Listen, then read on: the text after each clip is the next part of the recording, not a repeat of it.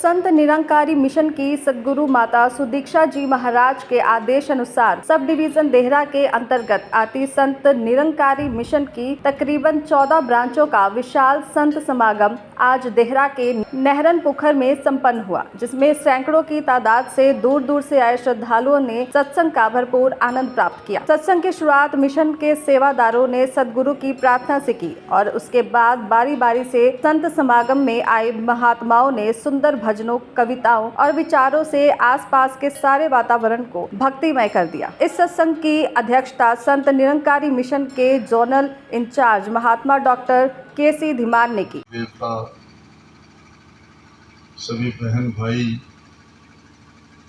काफी देर से हरि यश में मसरूफ हो, बहुत सारे वक्ताओं को बहनों के रूप में, बुजुर्गों, नौजवानों, बच्चों के रूप में हमने श्रवण किया।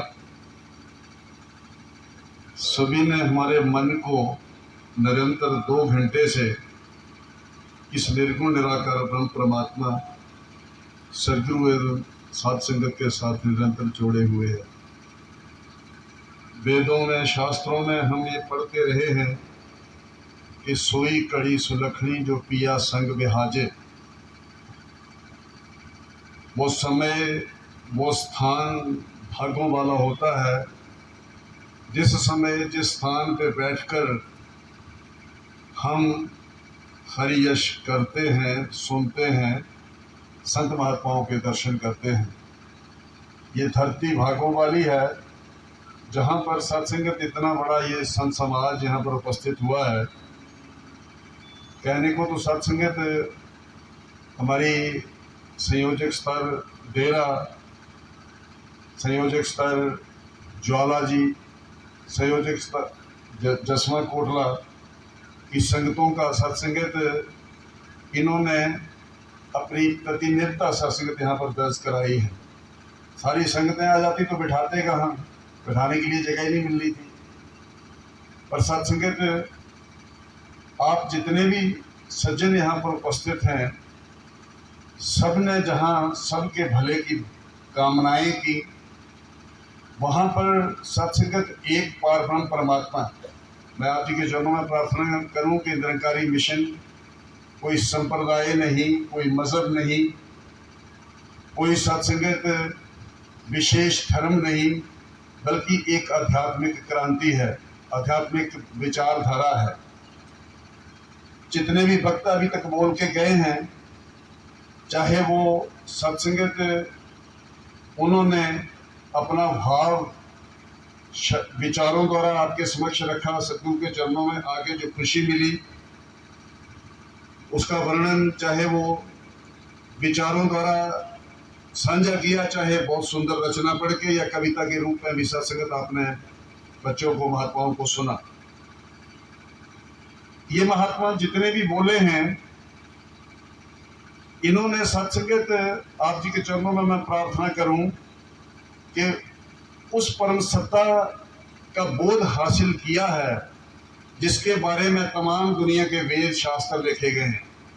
4 वेद, 6 शास्त्र, 18 पुराण, 108 उपनिषद, जिनमें सत्संगत इस प्रभु परमात्मा का जिक्र किया गया है, उस परमात्मा का ये जिक्र कर रहे थे। और वास्तविकता ये है कि ये सिर्फ परमात्मा का जिक्र नहीं करते हैं, सीधा परमात्मा के साथ मिलाते हैं। ये खुद मिले हुए हैं और लोगों को भी सत्संगत के संदेश दे रहे थे कि आओ रब दे दर्शन पालो, संदेशाए इंसानानु। साथ ही इस मौके पर देहरा की प्रशासनिक अधिकारी एसडीएम मैडम शिल्पी बेगटा ने भी सत्संग में अपनी हाजिरी भरी और अपने संबोधन में संत निरंकारी मिशन के अनेकों कार्यों की खूब प्रशंसा की। 1 जून को आएंगे और जिस प्रकार आप मिशन से जुड़े हैं, मिशन का बेसिक जो चीजें होती हैं वो होती है सबसे पहले समर्पण। हम अपने आप को समर्पित करते हैं, उसी प्रकार हम देश सेवा में भी समर्पित करेंगे। दूसरी होती है सेवा, जैसे हम यहाँ आकर सेवा करते हैं, किसी को दुख हो रहा है तो पड़ोसियों की भी सेवा करते हैं, रिश्तेदारों की भी करते हैं, जान लोगों की भी करते हैं, उसी प्रकार से देश की भी सेवा करेंगे। और तीसरा होता है सत्संग, सच्चाई का साथ देना, अच्छे संग का साथ देना। तो वही आप सब इकट्ठे मिलके चले, हमारे साथ चले, हम देश को यूं ही आगे बढ़ाते रहें। जय हिंद। बहुत ही शॉर्ट नोटिस में आई और मुझे एक दिन पहले ही बताया गया था कि यहाँ पे आप सब एकत्रित हो रहे हैं। तो मुझे भी लगा प्रभु के आशीर्वाद और कृपा हम सब पे बनी रहे और मैं भी आके आशीर्वाद ग्रहण करूँ। जब हम बात करते हैं संगत की, सरेंडर की, सेवा की, तो निरंकारी मिशन से बड़ा और कोई मिशन नहीं है। दैनिक कार्यों से लेके कोविड तक आपने हमारा बहुत सहयोग किया है। इसी प्रकार आगे भी करते रहें, यही उम्मीद रहेगी। और क्योंकि सारी संगत यहाँ इकट्ठी है, तो मैं यही बोलना चाहूँगी कि हमारे देश को कॉन्स्टिट्यूशन चलाता है, संविधान। और संविधान में हम सब जानते हैं फंडामेंटल राइट्स, हम सब राइट्स के बारे में बोलते हैं। तो उसी संविधान का पार्ट है आर्टिकल 51A, जो हमें फंडामेंटल ड्यूटीज़ बताता है कि राष्ट्र के प्रति हमें क्या करना है। उसी फंडामेंटल ड्यूटी में सेकेंड लास्ट ड्यूटी है, वो है to strive towards excellence in all spheres of life.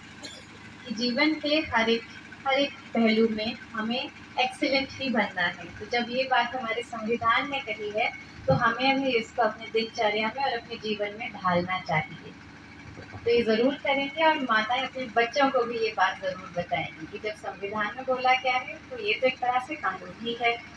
उसके अतिरिक्त मेरी सारी संगत से यही प्रार्थना रहेगी कि 1 जून को हिमाचल प्रदेश में वोट होनी है।